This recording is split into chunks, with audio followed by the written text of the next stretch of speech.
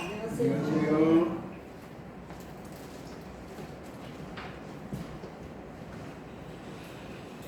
오늘 나누게 될 말씀은 마태복음 16장 13절로 28절까지입니다.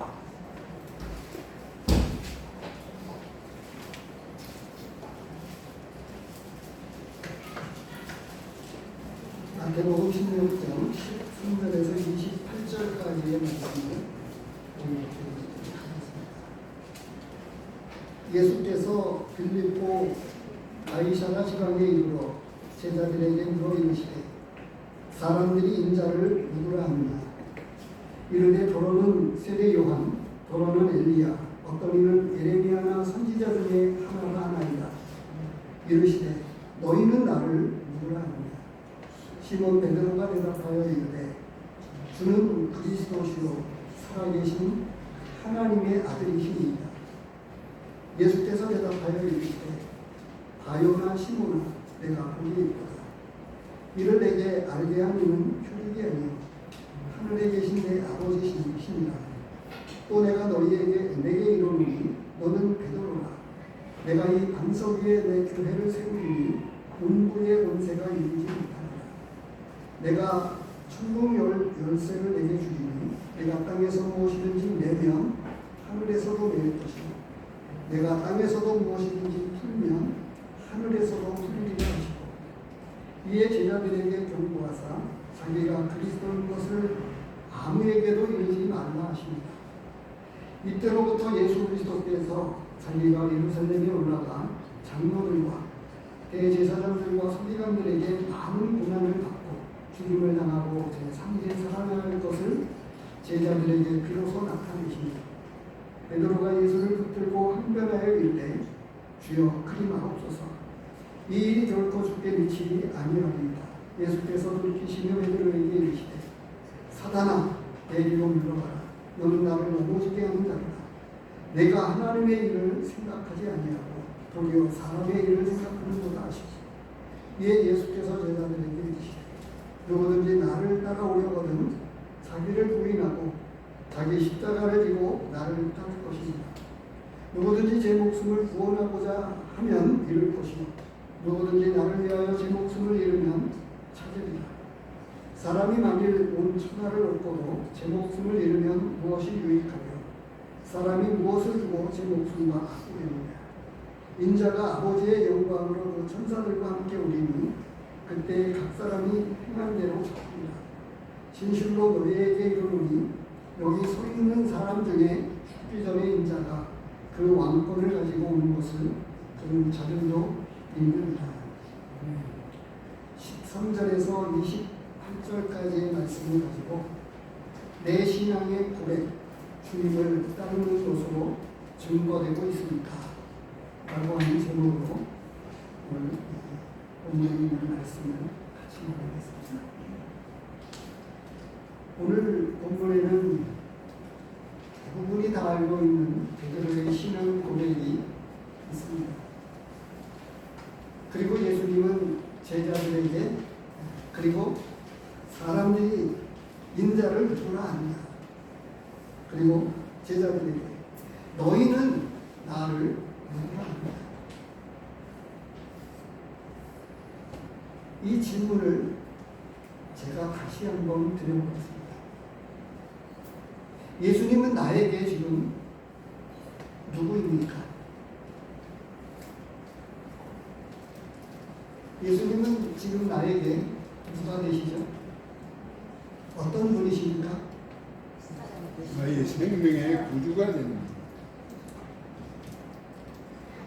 이 베드로가 고백했던 그런 고백보다는 또는 더 실제적인 고백이 되는 고백으로 한번 문장을 만들어 보시면 어떨까 모르겠습니다. 제가 늘 자주 인용을 했습니다만 큐티의 본문을 날마다 솟는 샘물이라고 하는 책을 가지고 제가 참고만 하면서 이 같은 본문으로 해나가고 있고 전에 큐티를 올려드리는 대로 관찰, 해석, 적용이라고 하는 비납법적인 방법으로 계속 해나가고 있습니다. 몇몇 분들에게 보내고 있고 우리 성도님들에게는 몇몇 분들에게 보내드리고 있습니다. 그런데 오늘 주보를 한번 보시기 바랍니다. 주보를 보면 오늘 거기에 실려있는 간증이요, 대체적으로 거의 90%가 넘게 이 실려있는 간증이 지난 주말을 끝내고 이제 오늘이 주일 첫날입니다. 주일 첫날 시작하면서 여기에 실려있는 간증이에요. 제가 특별히 골라서 싣거나 거의 그러지는 않아요. 하나님이 기뻐하시는 일, 영원한 구원. 근데 제가 큰 글자로 맨 끝에 하단에 보면 나와 있습니다. 뭐라고 나와 있냐면, 복음이 내 삶의 중심이 된다면 어디를 가든 무엇을 하든 내 삶은 능력과 구원이신 예수 그리스도로 인해 승리할 수 있음을 고백한다. 그리고 오른쪽으로 한 번 더 가면 새롭게 펼쳐질 많은 일들 앞에 누구를 만나든 하나님께서 가장 기뻐하시는 일을 잊지 않고 살아간다면 크고 작은 어려움 앞에서도 피할 길을 주시고 이겨낼 힘을 주실 것을 믿는다. 지금 이 간증을 올려주신 안현희 집사님은 8년 동안에 걸쳐서 가까이 잘 아는 언니를 복음을 전하기 위해서 여러 많은 시도를 해서 교회로 인도하고, 그렇게 해서 교회에 나올 때까지 도와준 그 섬김, 그 전도했던 간증문이 실려 있습니다.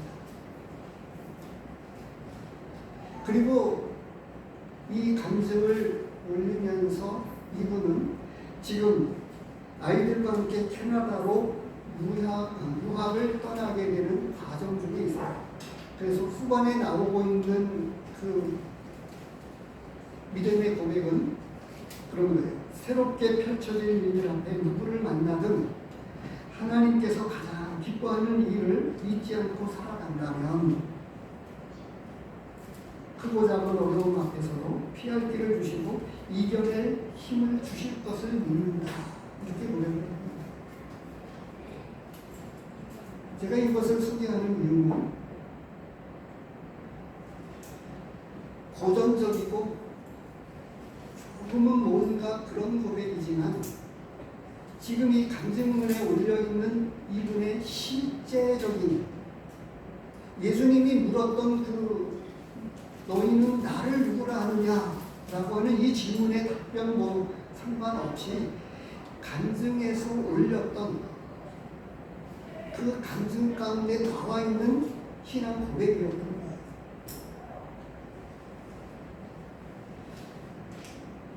영혼을 불쌍히 여기면서 한 사람을 한결같이 기도하면서 8년 동안을, 그리고 떠나기에 앞서서, 이 땅을 떠나기에 앞서서, 유학을 캐나다로 떠나기에 앞서서 교회까지 그가 이제 신앙 고백을 했다고 해요. 예수님은 이제 전도폭발 훈련이라고 하는 이 과정을 통해서, 그 다음에 여기 나오게 보면 그 새생명의 축제 이런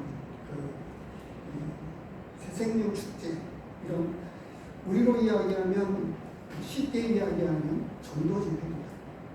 전도 복음 집회, 이런 시간들을 통해서 새생명의 축제, 예수 그리스도를 믿어서 새생명을 얻게 되는 이런 것들에 대해서 어떻게 그 전도해서, 이 아는 우리가 전도해서 정말 예수님을 믿을 수 있을까? 8년 동안이나 기도해 오면서 그렇게 섬겨왔어요. 그러다가 이제 막바지에 교회에 이제 나오게 되었다고 하는 내용까지 이야기를 해가면서 자신의 신앙 고백이 그 간증 속에 이 한마디를 넣었는데, 어쩌면 우리의 본문과도 같이, 베드로의 신앙 고백과도 같이 이 오늘 본문에 어울리는 너무나 딱 들어맞는 감정이고 골라서 실은 감정도 아니었는데 어쩌면 이렇게 맞춰질 수 있을까 하는 생각을 가지면서 하나님 앞에 감사가 되었습니다.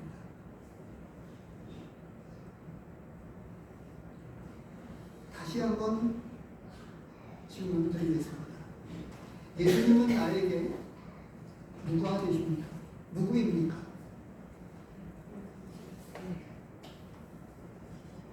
내 삶과는 그냥 감정 속에 있는 그런 분은 아닌지요?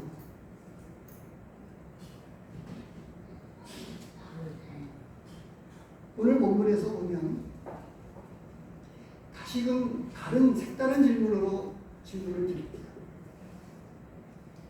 예수님은 왜 아마도 앞에 나와 있는 거는 두 번째 너희는 나를 누구라 하느냐라고 하는 질문을 하기 위해서 질문을 한 것이 아니었는가 하는 생각이 듭니다. 사람들이 나를 누구라 하느냐라고 하는 질문은 제자들에게 질문을 진짜 하고 싶은 내용을 놔두고 그 이야기를 듣고 나서 제자들에게 진짜 질문하기 위해서 질문했던 첫 번째 질문은 그런 것이 아니었는가 저는 그렇게 생각을 하는 것입니다. 근데 이 두 번째 질문, 왜 예수님께서 이 질문을 하게 되었을까요?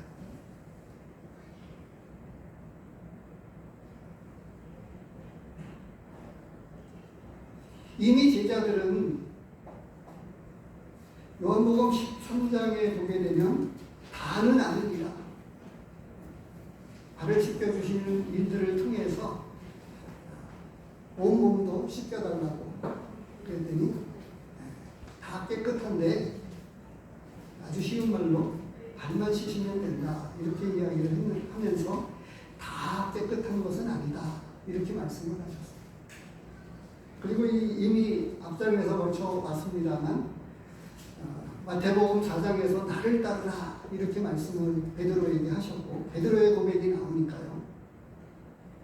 누가복음 5장에 보면 나는 죄인이로소이다 나를 떠나소서.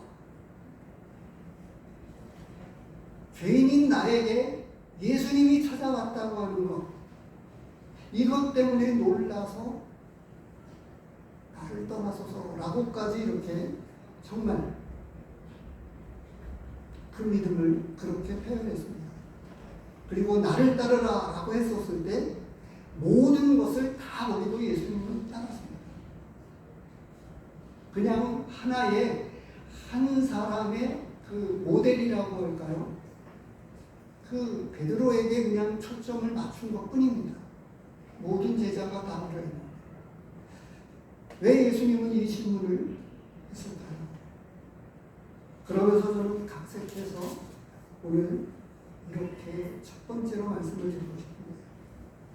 예수님이 하신 말씀을 가지고 질문했던 그 내용을 가지고 예수님은 내 신앙의 고백을 듣고 싶어하고 확인 싶어 하십니다.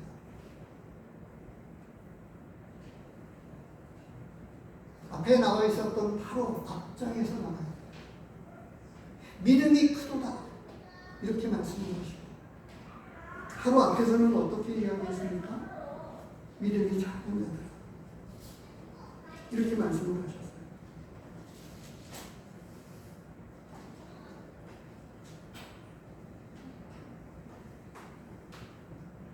믿음이 무엇인가를 그리고 제자들에게 단순하게 우리로 이야기할 때에 구원의 복음만 가지고 전하는 게 아니라 예수님이 누구이신가, 자신이 누구이신가를 드러내셨고 능력을 행하시면서 나는 이런 능력을 가지고 있는 자다라고 하는 것을 드러내시기 위한 것이 아니라 세상에 구주로 왔다 이렇게 말씀합니다. 섬기러 왔다 말씀하시고 오늘 본문에서는 더 나아가서 21절에 뭐라고 이야기하죠? 장면은 또 바뀝니다만 이때로부터 이 제자들의 신앙 고백을 확인하고 나서 이때로부터 예수님은 이제 십자가에 못 박혀 죽으시고 부활하게 될 것을 처음으로 말씀을 하신 거예요.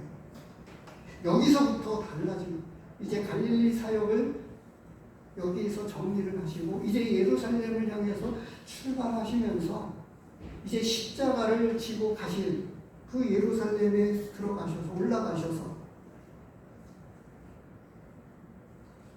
그런데 베드로의 고백 무엇이죠? 주는 그리스도시요 살아계신 하나님의 아들이십니다. 얼마나 많은 사람들이 예수님을 알고 있습니까? 또 예수님이 십자가에 못 박혀 죽으신 것도 다 알고 있어요.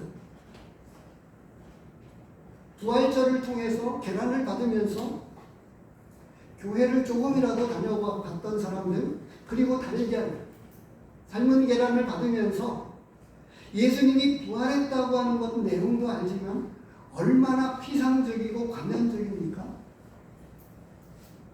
진짜 그 마음 가운데 믿고 있는 사람은 얼마나 될까요? 근데 여기서 예수님은 수태여 이렇게 말씀하셨습니다. 17절을 보시기 바랍니다. 다요나 시모나 내가 복이 있도다. 이를 내게 알게 한 이는 혈육이 아니요 하늘에 계신 내 아버지십니다. 이렇게 말씀하셨어요.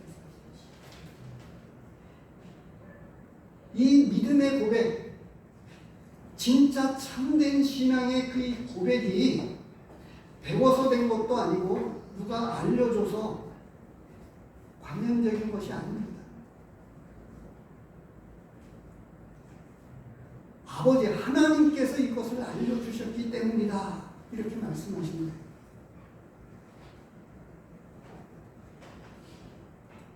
바로 이 13절에 사람들이 나를 누구라 하느냐라고 했었을 때 관념적으로 부모와 자기 조상적부터 그 하나님의 말씀을 철저하게 교육받으면서 신앙교육을 받아왔지만 그러나 예수님을 믿지 않았고 배척했습니다. 지금도 그래요.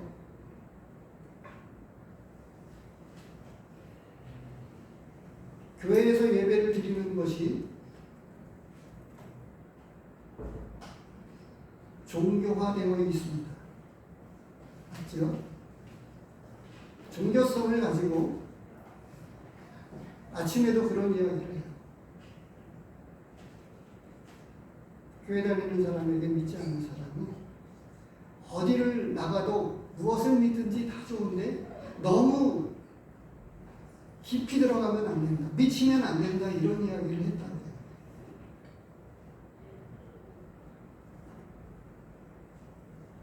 정말 마음이 안타깝습니다. 얼마나 많은 사람들이 기독교를 종교화했고 또 종교화 되어서 관념적으로 피상적으로 교회에서 예배를 드리고 있습니다. 예수님께서 이 고백을 들으시고 하신 말씀이 첫 번째로는 18절에 이것을 알게 하신 이가 하나님이시다 라고 말씀하셨어요. 저는 그런 관점에서 조금 더 이미 수요일 날에도 한번 말씀을 드린 적이 있지만 에스겔서 36절을 보십니다. 26절 27절입니다.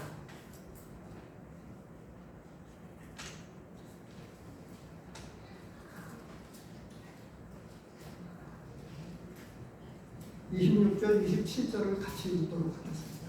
시작. 또 내 영을 너희 속에 두어 26절. 또 내 새 영을 너희 속에 두고 새 마음을 너희에게 주되 너희 육신에서 굳은 마음을 제거하고 부드러운 마음을 줄 것이며 또 내 영을 너희 속에 두어 너희로 내 율례를 행하게 하니 너희가 내 규례를 지켜 행하리라. 새 마음을 받으셨습니까?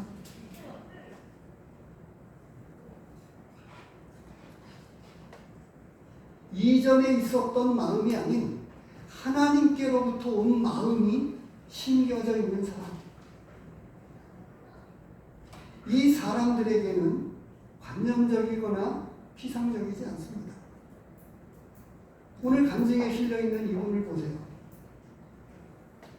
한 사람을 어떻게 한결같은 마음을 가지고 놓치지 않고 그 사람이 구원받도록 하나님 앞에 인도하기 위해서 얼마나, 간증은 간단하게 기록되었지만 얼마나 많은 내용이 숨어 있었겠습니까?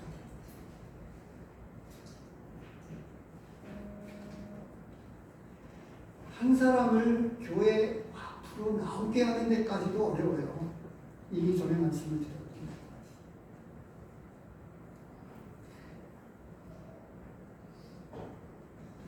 우리 가운데에, 우리 교회 안에 누군가가 한 사람이 이렇게 나오는 일이 쉬웠겠습니까?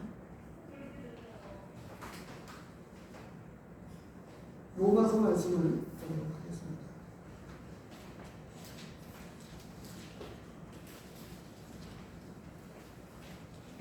오장입니다. 5장 5절입니다. 같이 읽도록 하겠습니다. 5장 5절 시작. 소망이 우리를 부끄럽게 하지 아니하면 우리에게 주신 선물로 말미암아 하나님의 사랑이 우리 마음에 도움받아 되니. 하나님의 사랑이 우리 마음에 부어져 가지고요. 이 앞에 있던 5장 3절에서부터 환난 중에도 즐거워하고 환난 가운데서 인내하고 인내는 연단은 소망을 이루는 줄 아닙니다. 소망이 우리를 부끄럽게 아니하네. 요한일서 3장에서 주와 같을 줄을 아는 것은 이렇게 되어 있어요. 요한일서 보시기 바랍니다. 3장 2절입니다. 사랑하는 자들아, 우리가 지금은 하나님의 자들아. 장래에 어떻게 될지는 아직 나타나지 아니하였으나 그가 나타나시면 우리가 그와 같을 줄을 아는 것은 그의 참모습 그대로 볼 것이기 때문에. 왜 주님과 같아지기를 소망하고 있습니다. 꿈과 소망은 다릅니다. 소망을 이야기할 때에는 반드시 이루어지게 되는 것을 기다리는 걸 소망이라고 이야기하고 있습니다. 하나님 말씀에서 기록하고 있는 것. 희망을 이야기하는 게 아닙니다. 이루어지지 않을, 그저 마음속에만 품고 있는 꿈이 아니라고 하는 거예요. 이루어지는 그것을 기다리는 그것이 하나님 말씀에서 이야기하고 있는 소망입니다. 근데 주와 같을 줄을 바라는 이 마음은 왜 그렇습니까?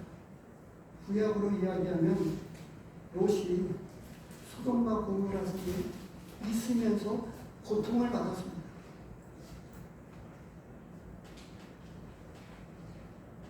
베드로후서 2장 7절에 나오는데요. 그 땅에 살았지만 마음이 고통스러웠어요. 무엇이냐면 죄짓고 사는 이 연약함 때문에, 로마서에 쭉 나옵니다만 7장 8장에 보면 오호라 나는 곤고한 사람이다. 내가 원하는 바 선은 행하지 아니하고. 세상 사람들이 이야기하는 그 선이 아닙니다. 어떻게 하면 하나님의 뜻대로 살 수 있을까라고 하는 고민인 거예요. 이 연약함을 가지고 주님과 같이 완전한 몸을 덧입게 되는 그날을 기다리고 소망하는 것.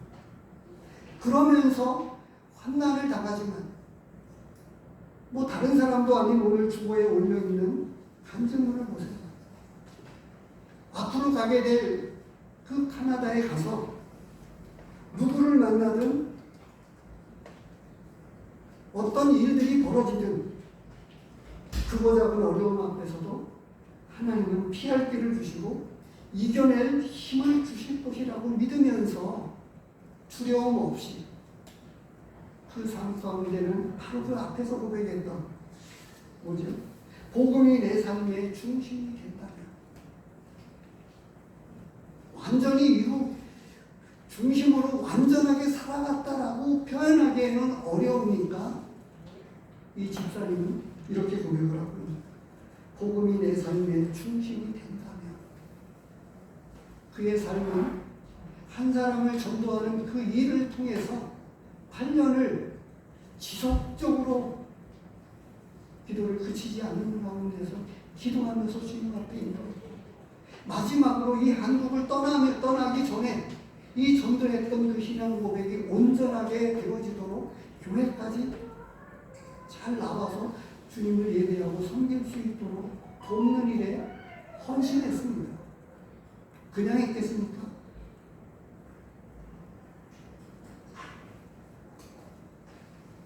바로 우리 안에 또 요한일서를 보셨으니까 그 요한일서를 조금 더 보겠습니다. 왜냐하면 베드로의 신앙 고백이 너무나 중요하기 때문에 그렇습니다.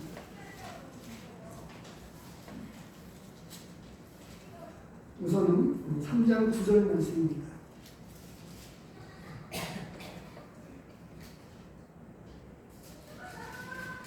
하나님께로부터 난 자마다 죄를 짓지 아니하나니 이는 하나님의 씨가 그 속에 거하니라.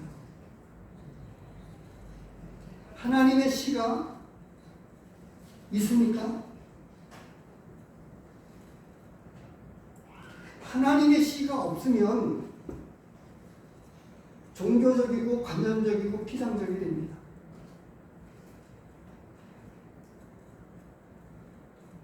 모든 게 그렇습니다. 조금 더 나아가면요.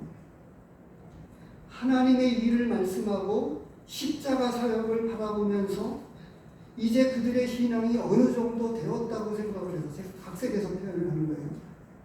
신앙 훈련을 받고 진짜 파도를 잔잔케 하고 눈먼 자를 눈을 뜨게 하고 등등 이런 하나님의 놀라운 능력을 나타내 보이시면서 그들의 믿음을 키우고 훈련했는데 여전히 베드로가 어떻게 했죠?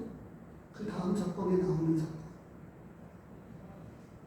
사람의 일을 생각했습니다. 하나님의 일을 생각하지 못했다고 예수님은 말씀하고 있는 거예요.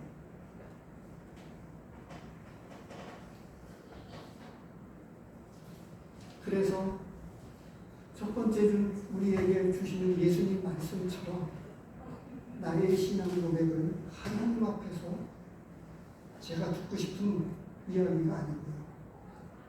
하나님은 동일하게 우리 각 사람에게 믿고 있는 제자들에게 질문을 했던 것처럼 믿고 있는 우리 각자에게 너는 나를 누구라 하느냐 라고 질문을 하고 있고 그 질문의 답을 예수님이 듣고 싶어 한다.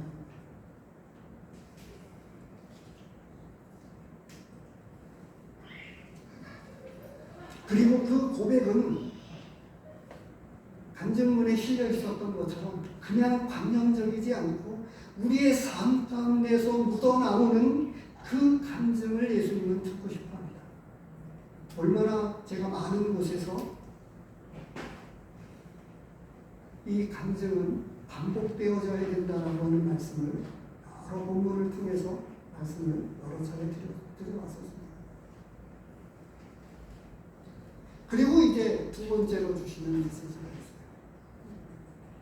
이런 신앙 고백이 있고 나니까 예수님께서 말씀하셨어요. 이 반석 위에 내 교회를 세우리니 음부의 권세가 이기지 못하리라. 두 번째로 예수님은 우리의 참된 신앙 고백 위에 주님의 교회를 세워가고 있습니다.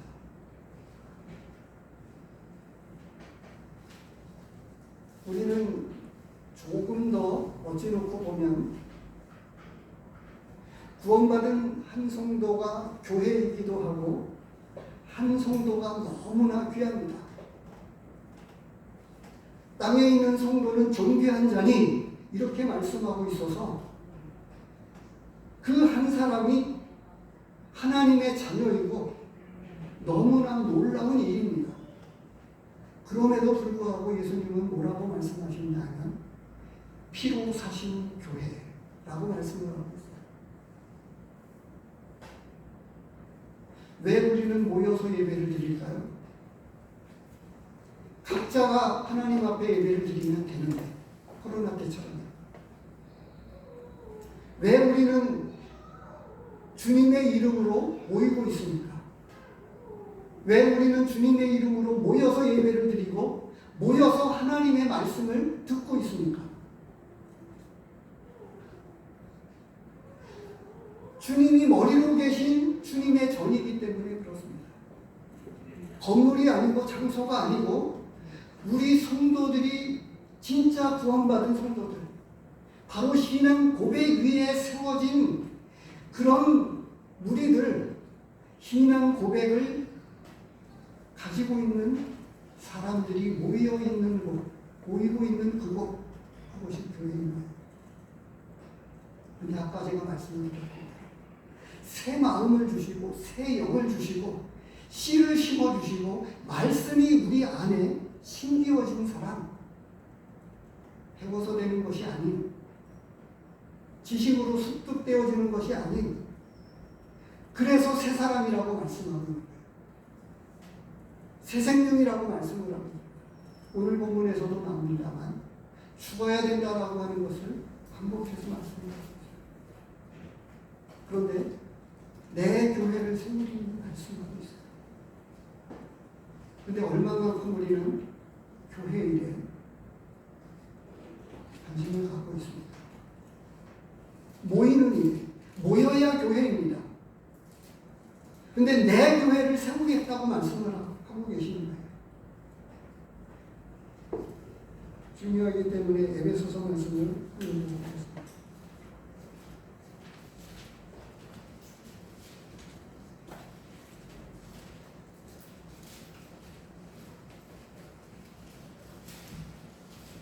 4장 12절입니다.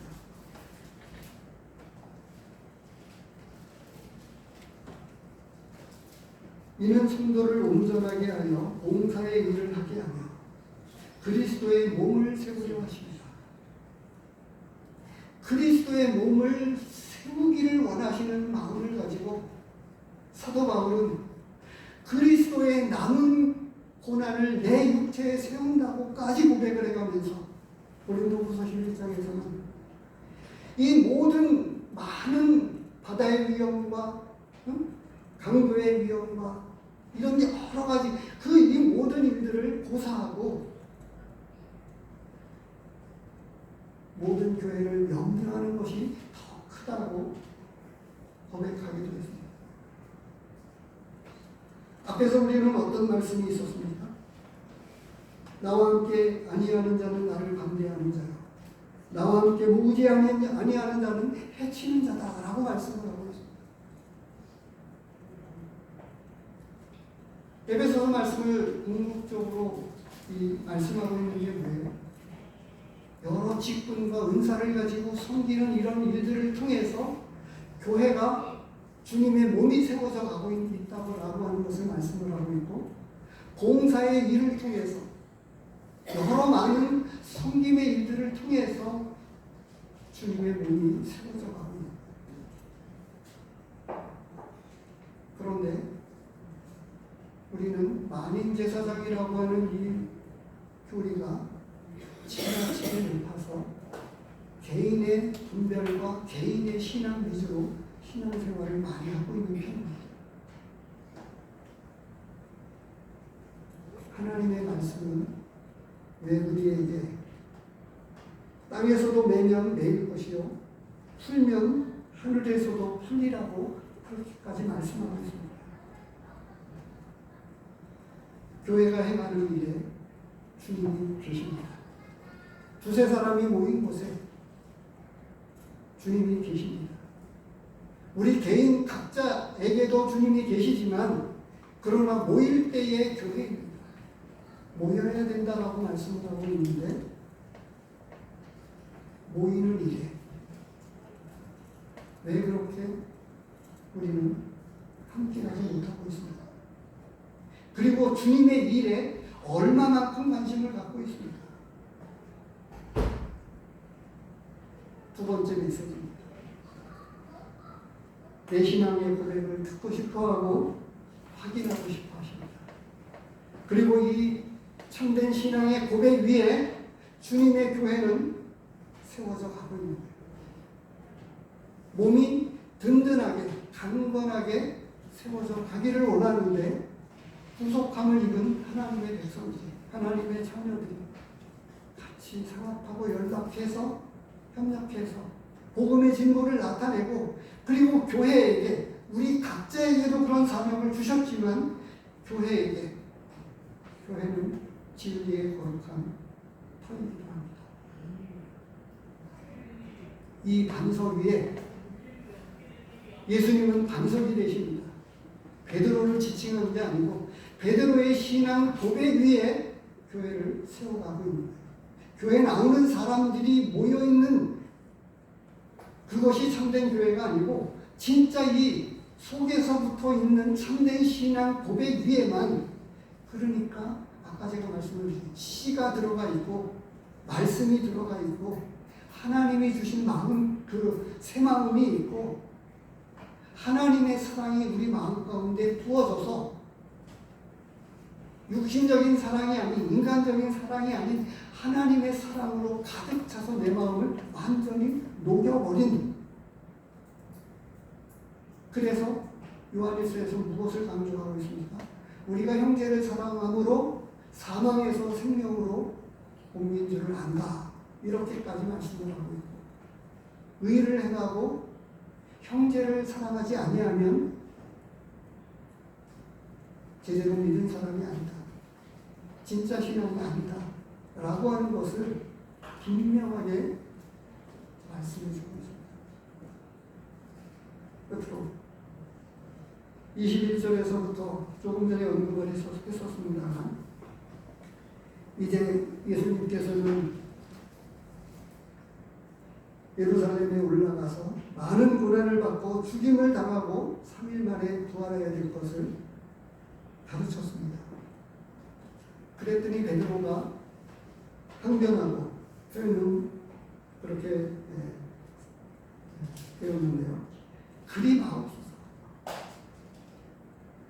이런 신앙 고백을 했지만 아직도 신앙 훈련이 제대로 안 되어서, 다 안 되어가지고 사람의 일을 생각하면서 하나님의 일을 막고 있습니다. 어떻게 우리는 하나님의 일을 막을까요? 교회를 세우는 일에 함께하지 아니하면 요 며칠 전에, 얼마 전에 우리 노영님께서, 전에도 몇 차례 그런 말씀을 드렸는데, 모처럼 누군가가 이렇게 하면 우리 형제님이 앞서서 노영님이 감사하다고 인사를 해요.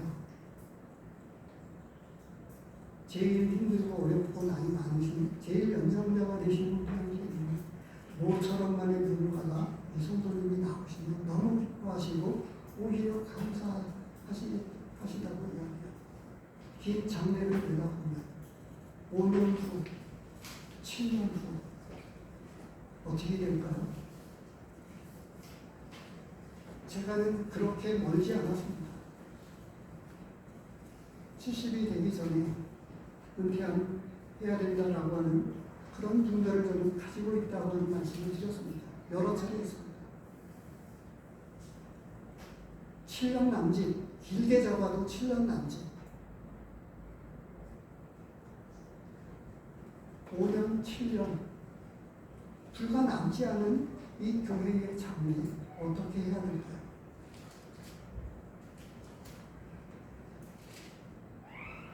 하나님의 일을 생각해 보십시오. 교회 일을 생각해 보십시오.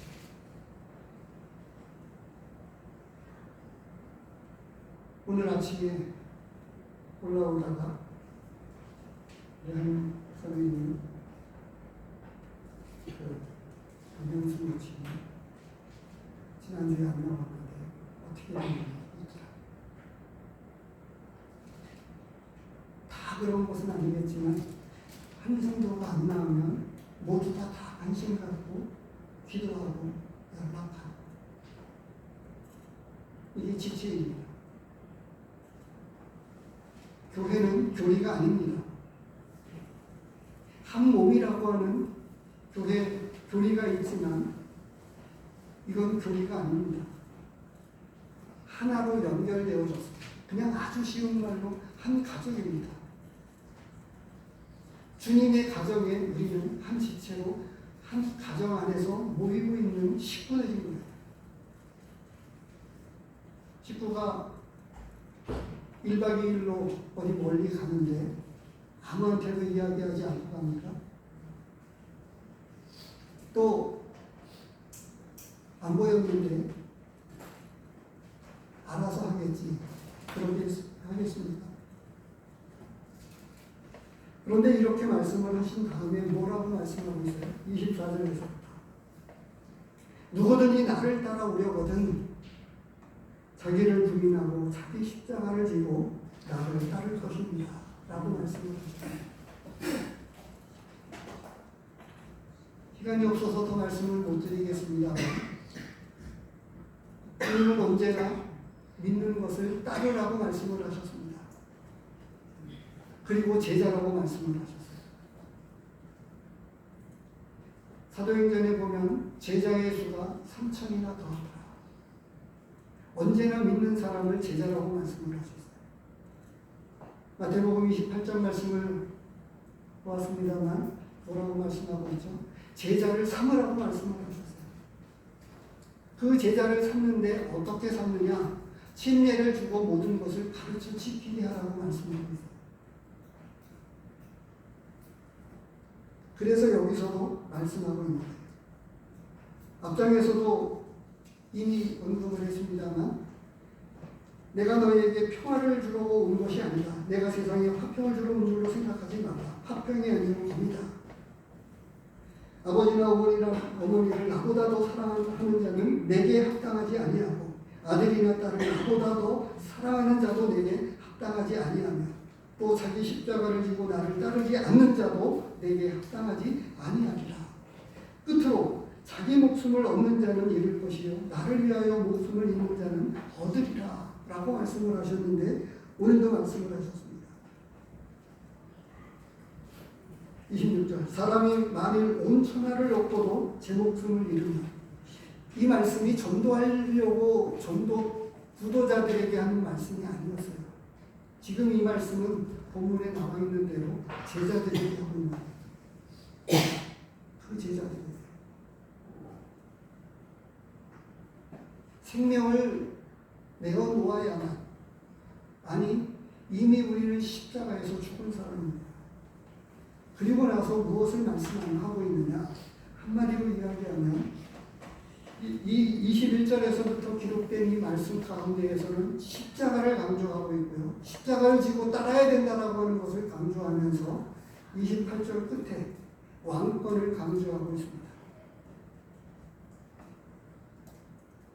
인자가 그 왕권을 가지고 오는 것을 볼 자들도 있느니라 라고 말씀을 하고 계십니다. 주님은 왕으로 오셨습니다. 내 말과 같이 내가 왕이다 라고 말씀을 하셨고 내가 이를 위하여 왔다 라고 요한복음에서나 또 다른 곳에서도 말씀하셨습니다. 주님의 통치, 하나님의 통치 아래 순종하고 십자가를 지고 따르는 삶. 다시 한번 정리해서 말씀을 드리면 우리의 신앙 고백을 듣고 싶어하고 확인하고 싶어 하십니다. 신앙 고백을 하나님 앞에서 다시 한번 해보시기 바랍니다. 하나님이 그 신앙 고백을 듣고 싶어 하세요. 진짜가 아니면 아까 제가 말씀을 드렸지만 하나님의 사랑이 우리 마음에 부어졌다. 이건 증명되어지는 거예요. 믿음은 확인되어지는 것이라고 요한일서에서나 곳곳에서 말씀하고 있습니다. 두 번째로는 신앙 고백 위에 참된 신앙 고백 위에 교회를 세워가고 있다고 합니다. 주님의 몸이 건강하게 세워져 가는 일에 우리 모두는 하나님의 일에 관심을 갖고 교회 일에 관심을 가져서 우리 개인이 아닌 교회가 세워서 가는 일에 그리고 교회를 여전히 새로 개척하고 아직 우리 전도 도시 아직 세워지지 않은 도시 지역에 교회를 세워나가는 일에 관심을 갖고 동역하고 같이 함께 힘을 모아야 하지 않겠습니까? 그렇죠? 예수님은 십자가를 지고 따르라고 말씀하고 있습니다. 신앙의 고백대로 십자가를 지고 따르기를 원하고 계십니다. 그리고 왕권을 강조하셨는데 그 왕권의 통치 앞에 우리한테 순종하는 그런 우리 모두의 하나님의 백성, 하나님의 자녀가 되기를 원합니다. 아멘. 기도하겠습니다. 하나님 아버지 감사합니다. 정말 연약한 저희가